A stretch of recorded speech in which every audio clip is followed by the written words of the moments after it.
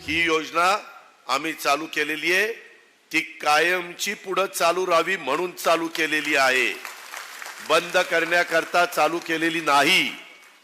ही माझ्या माय माऊलींनी लक्षात ठेवा, माझी आग्रहाची नम्रतेची कळकळीची विनंती आहे।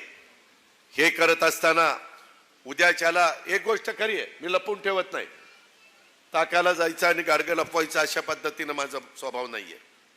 त्यामध्ये उद्याच्याला ही योजना चालू राहायची म्हटलं तर आम्हाला पुन्हा तुम्ही तिथं पाठवलं पाहिजे, आमची बटणं दाबली पाहिजे,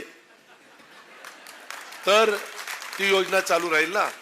योजना आम्ही आणलेली आहे, योजनेचा खर्च 45,000 कोटी रुपयाचा आम्ही अभ्यास केलेला आहे। त्याकरता माझी तुम्हाला विनंती आहे की आपण अतिशय सक्षमपणे पुढे चाललोय, तुमचं सबलीकरण करण्याच्या करता, तुम्हाला सक्षम करण्याच्या करता।